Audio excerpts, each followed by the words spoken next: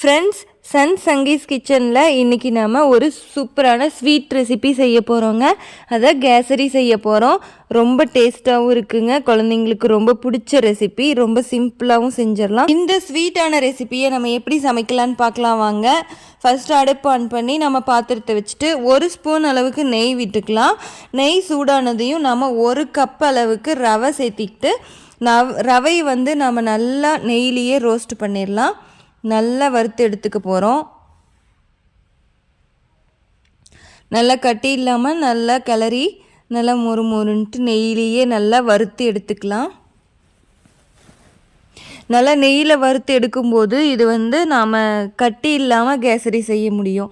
அதனால தான் நம்ம ஃபஸ்ட்டே நெய்யில் ரவையை வறுத்துக்கிறோம். வறுத்த ரவையை ஒரு தட்டில் கொட்டி வச்சுட்டு அதே கடாயை மறுபடியும் அடுப்பு மேலே வச்சு நெய் 1 ஸ்பூன் விட்டு முந்திரி இதை கட் பண்ணி நல்லா உடச்சி இல்லாட்டி கத்தியில் கட் பண்ணி முந்திரியை பீஸாக இதுக்குள்ளே போட்டுக்கலாம். முந்திரி பருப்பு, பாதாம் இருந்தாலும் போட்டுக்கலாம். உங்களுக்கு திராட்சை இருந்தாலும் அதை லாஸ்ட்டாக நெய்யில் வறுத்து சேர்த்திக்கலாம். இப்போ கொஞ்ச நேரம் நெய்யில் முந்திரியை வறுத்துட்டு இப்போ ரவை வறுத்து வச்சுருந்தோம்ல அதையும் இதுலேயே கொட்டி நல்லா கிளறிக்கலாம்.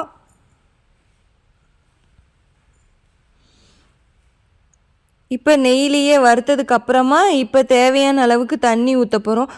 1 கப் ரவைக்கு 3 டம்ளர் தண்ணி, அதே கப்பில் 3 கப் தண்ணி ஊற்றிக்கலாம்.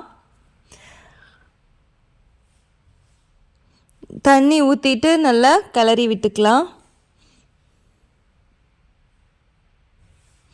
கொஞ்சமாக கலரிங்க்காக ஃபுட் கலரிங் ஆட் பண்ணியிருக்கேன். இது உங்களுக்கு தேவைன்னா கலர் யூஸ் பண்ணிக்கலாம். கலர் போடணும்லாம் இல்லை, இது ஒரு ஆப்ஷனல் தான். நல்லா கிளறிட்டு இருக்கலாம். இப்போ கொதிக்க ஆரம்பிச்சிடும். கொஞ்சம் கெட்டியாகிடுச்சு பாருங்கள். கெட்டியாகிடுச்சு. கொஞ்சமாக மறுபடியும் நம்ம கொஞ்சம் தண்ணி சேர்த்திக்கலாம். தண்ணி சேர்த்தி நல்லா கிளறிட்டே இருக்கலாம். கொஞ்ச நேரம் நல்லா ரவை ஃபஸ்ட்டு தண்ணியிலேயே நல்லா வேக வச்சிடணும் நம்ம. அதனால் நல்லா வேகட்டும். கிளறிட்டே இருந்தோன்னா தான் நம்மளுக்கு அடி பிடிக்காமல் வரும். அதனால் கிளறிக்கிட்டே இருக்கலாம். கேசரி செய்கிறது ரொம்ப ரொம்ப சிம்பிளுங்க. எல்லாருமே இதை செய்யலாங்க.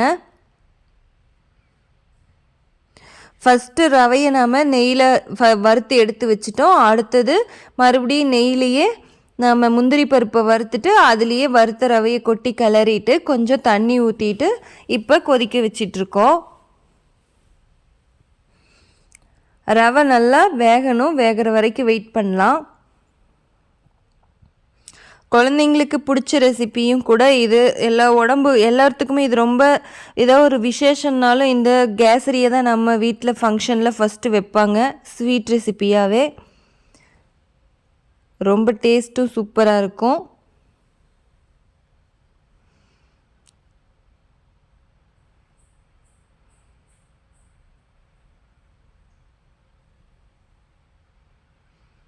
கெட்டி ஆகிற மாதிரி இருந்துச்சுன்னா நாம் கொஞ்சம் கொஞ்சம் தண்ணி சேர்த்திக்கலாம். தண்ணி சேர்த்தி கிளறிக்கிட்டே இருந்தோன்னா நல்லா கொதித்து கெட்டி ஆகிட்டே இருக்கும். ரவை நல்லா வேகிற வரைக்கும் நம்ம கிளறிக்கிட்டே இருக்கலாம். அடுப்பு ரொம்ப ஹை ஃப்ளேமில் வச்சிடாதீங்க, மீடியம் ஃப்ளேம்லேயே வச்சுருங்க. அப்போ தான் அடி பிடிக்காமல் இருக்கும்.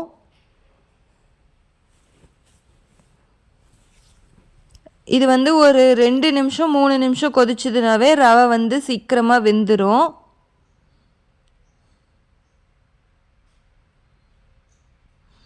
கேசரினாவே எல்லாருக்குமே ஒரு பிடிச்ச ரெசிபி தான்.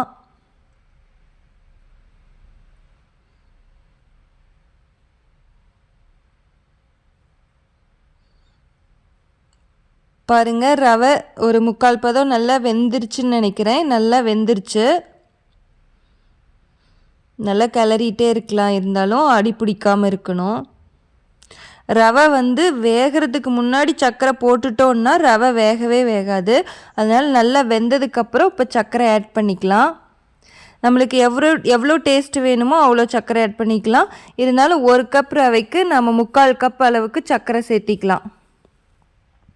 சேர்த்திட்டு நல்லா கிளறிக்கலாம். இப்போ சர்க்கரை நல்லா கரையணும். நல்லா கிளறிட்டே இருக்கலாம்.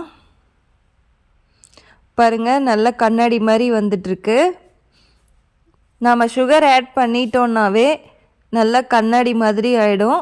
கேசரி மாதிரி இருக்குது இப்போ தான் பார்க்கவே. ரொம்ப சிம்பிளாக செஞ்சிடலாங்க. ஒரு 10 நிமிஷம் தாங்க இதுக்கு டைம் ஆகும் கேசரி செய்கிறதுக்கு. இப்போ கிளறிட்டே இருக்கணும். ஏன்னா சுகர் ஆட் பண்ணிட்டோன்னாவே நம்மளுக்கு அடி பிடிக்க ஆரம்பிக்கும். நல்லா ஏன்னா சர்க்கரைனாவே கொஞ்சம் அடியில் ஒட்ட பார்த்துட்ருக்கோம். நம்ம கிளறிட்டே இருந்தோன்னா தீஞ்சு போகாமல் நம்ம நல்லா டேஸ்ட்டாக ரெடி பண்ணலாம். இப்போ சர்க்கரையும் நல்லா கரைஞ்சிருச்சு. இப்போ ஏலக்காய் பொடி நாம் சேர்த்திக்கலாம். ஏலக்காய் பொடி ஏலக்காவையும் சர்க்கரையும் சேர்த்து மிக்சி ஜாரில் அரைச்சோன்னா ஏலக்காய் பொடி ரெடி ஆகிடும். இப்போ அதை தான் நாம் போட்டிருக்கோம். ஏலக்காவை தனியாக அரைக்கிறத விட கொஞ்சமாக சர்க்கரை சேர்த்து அரைச்சிட்டோன்னா நல்லா நைஸாக மாவு மாதிரி அரைச்சிடும். இப்போ அந்த பொடியை ஆட் பண்ணிட்டோம், நல்லா கிளறிக்கலாம். கேசரிக்கு ஏலக்காய் பொடி தான் மனமே சூப்பராக கொடுக்கும்.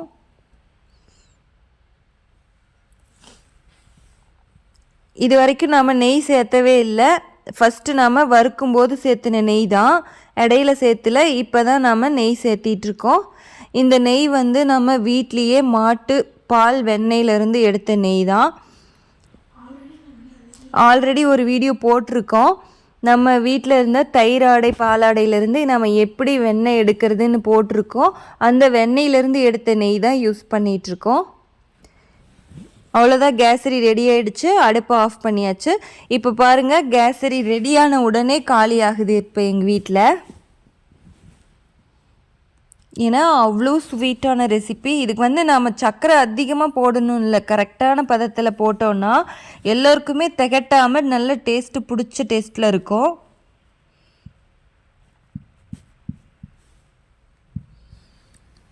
பாருங்கள், ஒவ்வொருத்தராக நாங்கள் சாப்பிட்றதுக்கு ஒவ்வொரு தட்லியை போட்டுட்ருக்கோம். இப்போவே கேசரி செஞ்ச உடனே காலி பண்ணுறோம்.